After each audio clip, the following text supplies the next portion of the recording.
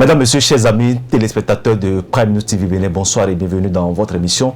Vous êtes bien sûr sur votre émission Entrepreneuriat. Ce soir, nous allons parler des difficultés d'entreprendre et je suis avec Chidéric Sessou, conseiller en orientation socio-professionnelle. Et sans plus tarder, je m'en vais lui poser la toute première question. Monsieur Chidéric, bonsoir. Bonsoir. Est-ce qu'il est facile aujourd'hui d'entreprendre au Bénin? Eh bien, la question de l'entrepreneuriat s'impose aujourd'hui parce que le manque d'emploi est une réalité. Les jeunes, après leur formation, n'arrivent pas à s'insérer dans les entreprises publiques comme privées. Et pour cette raison, il faut chercher à se mettre à son propre compte. Est-ce qu'il est facile de se mettre à son propre compte? La réponse, c'est non. C'est bien d'y penser, mais ce n'est pas aisé. C'est bien de vouloir travailler pour soi-même et d'avoir des employés, d'être responsable, d'être leader d'un cadre professionnel, mais ce n'est pas toujours facile. Pourquoi? Parce que lorsque vous avez votre entreprise, il y a des charges. Par exemple, pour prendre cet exemple pour ce début, il y a des charges que vous devez donc auxquelles vous devez tenir compte. Il y a d'abord le fonctionnement de votre entreprise qui est un élément important, l'eau, l'électricité, le cadre qui abrite votre entreprise. Il y a également le personnel que vous devez donc supporter, donc je veux dire le salaire du personnel. Il y a également qu'il faut que votre entreprise ait de l'expérience. Vous savez, une entreprise que vous créez aujourd'hui, vous n'apportez, à mon avis, pour la plupart des entreprises, rien de nouveau.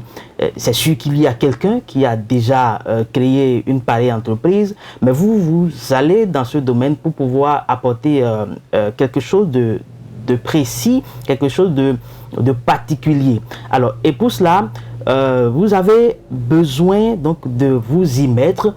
Vous avez besoin de beaucoup travailler. Vous avez besoin de ne pas, comme on le dit, dormir, pour drainer la clientèle vers vous, pour que ceux qui ont déjà choisi votre concurrent dans un passé récent puissent comprendre que désormais, il y a une nouvelle offre à votre niveau et venir vers vous. Et pour ça, vous devez prendre 6 mois, 1 an et parfois plus avant de commencer par sentir effectivement que vous gagnez quelque chose à partir de vos efforts. Vous gagnez quelque chose qui peut vous permettre de payer, de prendre en charge, de payer toutes les charges que j'ai citées tout à l'heure, le personnel, le cadre et tout ça. Et donc, ce n'est pas facile d'entreprendre au Bénin et partout. Je pense que ce n'est pas uniquement au Bénin, mais je pense que c'est quand même la meilleure solution aujourd'hui face au chômage.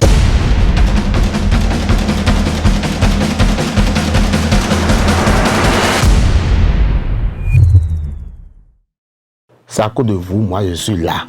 On a créé pour que tournage de Milano Blolé, photo de Milano Délai, crêpe de Milano Blolé, et doit le net.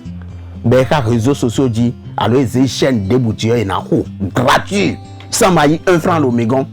Et dit, mais les soumis au toit là, Canon 5D Mark III. Et des photos nous, et des vidéos nous, maintenant il faut soit photo. Et voilà, je vous aussi en série, dit, vous, filmez les biwi, image nous crée, nous net, azei très sort. Je te jure qu'il y a un rôle, tu m'as dit, puis passer dit, azei chaîne de boutiques, même oui, il y a un rôle, et non, même micro, ben une caméra, bon, brioteur ou son debout, même azei routa, était tourné nous mon debout. Et nous filtrés, brio piqui.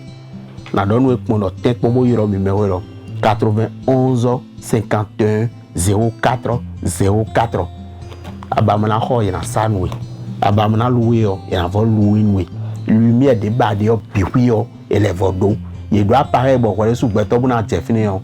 Adon yinti on apparaît au dia na je. On donc comment on peut les rater 91 51 04 04. Ma toute deuxième question, est-ce qu'aujourd'hui, il faut nécessairement entreprendre dans son domaine de formation ou on peut entreprendre dans n'importe quel domaine? Merci bien, très belle question, parce qu'aujourd'hui, il y a plusieurs ateliers, il y a des colloques, il y a des formations au cours desquelles on invite les jeunes à entreprendre, on encourage les jeunes à entreprendre. Mais il y a un élément important dont je n'entends souvent pas parler, et c'est justement le bien fondé de votre question. Est-ce qu'il faut entreprendre dans son domaine de formation ou choisir n'importe quel domaine, n'importe quel secteur dans lequel on doit entreprendre? Bien entendu. C'est à deux volets. Ma réponse sera à deux volets. D'abord, lorsque vous êtes, je prends un exemple simple, vous avez fait la mécanique à l'université ou dans un lycée et vous voulez entreprendre dans ce domaine-là, c'est que vous avez déjà les compétences. Vous avez les outils et ce qui vous manque en ce moment, c'est juste le matériel, le cadre physique pour pouvoir rendre le service. Donc, pour pouvoir convertir vos connaissances en moyens, je veux dire en argent et en bénéficier. Mais si vous n'avez pas des compétences dans le domaine et vous voulez entreprendre dans ce domaine, avant de rendre ce service, vous devez solliciter quelqu'un d'autre qui a ces compétences-là. Et en ce moment, on vient de parler de charges tout à l'heure, vous voulez créer encore plus de charges pour une entreprise qui vient de naître. Bien évidemment. Alors, comment est-ce que vous allez pouvoir supporter un personnel, ne pas les faire fuir, parce que si on n'est pas payé, on peut partir, on ne va pas bien faire le travail, pendant 6 mois, pendant 1 an, et voir votre entreprise vraiment tenir. Et donc, la première, pour finir, je veux dire, la première proposition, c'est oui, on peut entreprendre dans son domaine, et pour cela, et c'est même la meilleure solution à mon avis, il faut que vous ayez une formation d'abord dans ce domaine.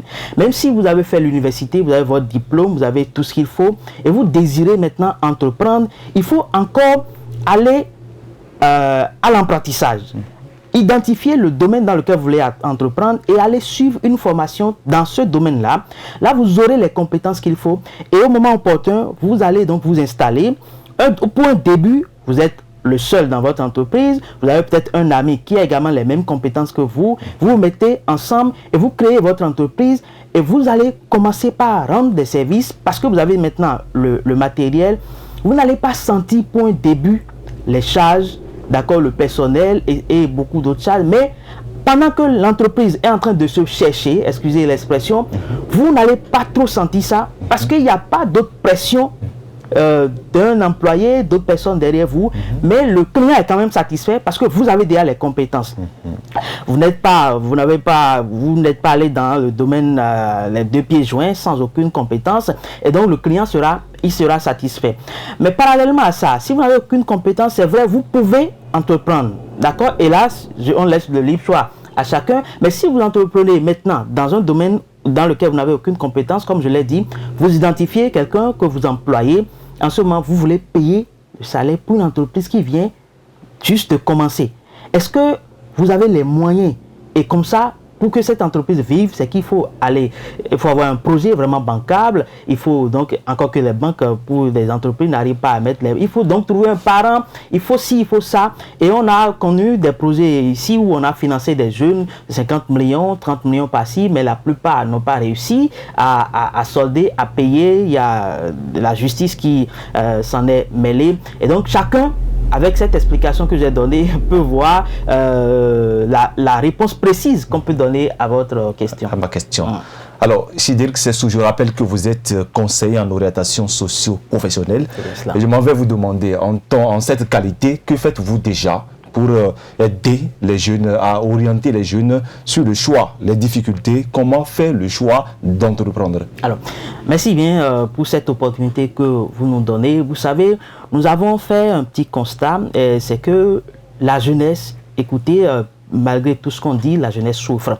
Parce que si vous n'avez pas quelque chose qui vous occupe, en dehors de l'argent que vous n'aurez pas de gain, en dehors de la satisfaction, en dehors de l'argent pour subvenir à vos besoins, je veux dire, il y a que l'ennui crée des vices. Il ne fait rien, il est là, son téléphone, et puis court, le jeune, on le voit toujours, enfant, on dit, à Kolewa, vous comprenez? Or, il faudrait qu'il sorte. qui travaille. Il est épanoui en ce moment-là. En dehors de ça, les jeunes n'ont pas, enfin, la plupart, ils n'ont pas les moyens, beaucoup vivent encore sous le toit de leurs parents, ainsi de suite. Nous avons réfléchi à cette question, nous nous sommes rendus compte que beaucoup vont à l'université, ont leur diplôme, mais n'arrivent pas à s'insérer dans une entreprise. Nous avons compris que ce n'est pas parce qu'il y a manque d'emploi au Bénin, mais c'est parce que les compétences recherchées n'existent pas, premier élément, et parce que le besoin exprimé par les populations, il n'y a pas de solution à ces besoins-là. J'ai un master, j'ai une licence dans, je ne vais pas citer de filière, mais à l'université, je finis. Mais le voisin du quartier a besoin de quelqu'un pour s'occuper de quelque chose. Enfin, vous avez mis un beau costume, oui. C'est quelqu'un qui l'a cousu. Qui l'a cousu, évidemment. Mais, écoutez, vous achetez, vous en avez plus que ça, il y a beaucoup, mais il faut quelqu'un pour le faire. Quelqu'un qui ait ces compétences-là.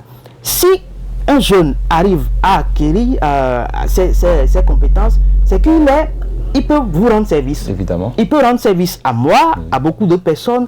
Donc, il y a le besoin là, mais les compétences pour répondre à ces besoins n'existent directement pas. Tout le monde finit et a un diplôme et on attend d'être recruté. Et quand l'État lance un appel à recrutement, encore que ça ne vient plus, comme ça, pour sur 50 postes à pouvoir, on voit 500 personnes, 1000 personnes. Si c'est le privé, c'est encore pire, on vous propose des salaires bizarres parce que si vous ne prenez pas, il y a d'autres qui sont à prendre. Alors la solution que nous avons trouvée, c'est de dire à tout le monde d'avoir une seconde corde à son arc. Voilà. Vous êtes étudiant, vous avez fini votre formation, peu importe le niveau, licence, master, vous êtes en première année, tout en étant étudiant, tout en allant en amphi, mais prenez encore un bout de temps et allez apprendre un métier pratique.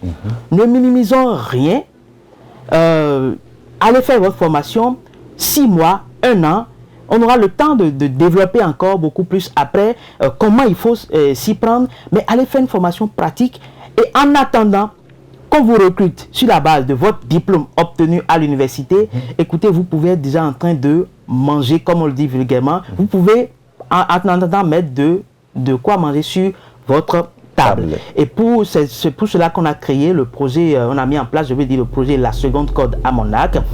Ce qu'on a déjà fait jusqu'à l'heure là, c'est que nous... Donc, si je comprends bien, c'est déjà un projet à votre niveau. Ça fait partie de ce que vous faites sur le terrain. Voilà, c'est bien ça. En termes d'orientation socio-professionnelle. C'est bien cela. Un projet écrit pour lequel nous travaillons depuis bientôt 1 an. Nous ne faisons que sensibiliser pour le moment les jeunes. Nous les sensibilisons à avoir une seconde corde à leur arc. Il faut aller à l'université. Il faut avoir ce diplôme parce que nous sommes dans un système francophone. Un jour, on va vous demander votre diplôme, mais en attendant ce jour, il faut que vous mangiez d'abord, n'est-ce pas, cher ami?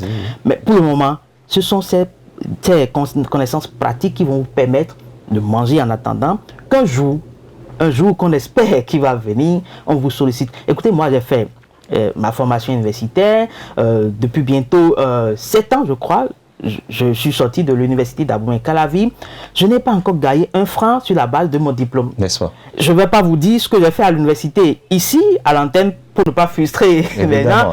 Mais ce n'est pas que je n'ai pas fait d'efforts, mais c'est parce que j'ai suivi d'autres formations pratiques que j'arrive donc à subvenir à mes besoins et c'est ce que nous demandons. Et donc pour cette sensibilisation, nous réalisons des vidéos de sensibilisation, nous allons vers des gens qui ont compris qu'il faut avoir une seconde corde à leur arc et ils racontent leur histoire pour donc réveiller nos jeunes frères, à savoir que rien n'est à minimiser. Nous avons dans le cadre de ce travail connu des médecins, un médecin par exemple qui a fini, qui exerce déjà, mais parallèlement à ça, à son entreprise de décoration. Elle-même, elle a appris et elle va sur le terrain elle-même. Nous avons connu quelqu'un qui a fait l'université, qui a travaillé 5 années dans une banque, mais aujourd'hui est photographe professionnel. Si on doit citer 5 photographes professionnels au Bénin, je suis sûr qu'on va citer son nom. D'ailleurs, dans son domaine, il est l'unique. Pour ne pas faire de la publicité, je parle d'arrimage. Il y a beaucoup d'exemples comme ça. Et quand ceux-là parlent, les jeunes vont dire « Ah oui, c'est possible ». Au-delà de ça, nous projetons des conférences publiques pour échanger parce qu'en dehors des vidéos, il faut aller rencontrer les jeunes. Nous prévoyons également des coachings privés pour donc sensibiliser les jeunes. Il y a beaucoup d'actions que nous menons. Et Je voudrais pour finir qu'on fasse un petit exercice.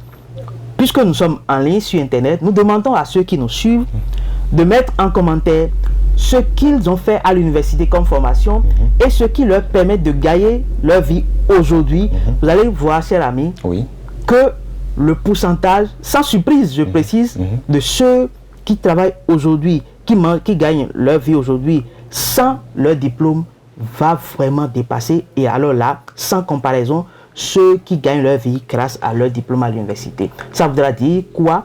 C'est un signe, il faut aller faire une formation pratique. D'ailleurs, le président Patrice Talon a donné un signal fort en recevant l'ébéniste récemment, qui est pharmacien, mais en même temps est menuisier. Il faut dire, c'est un menuisier.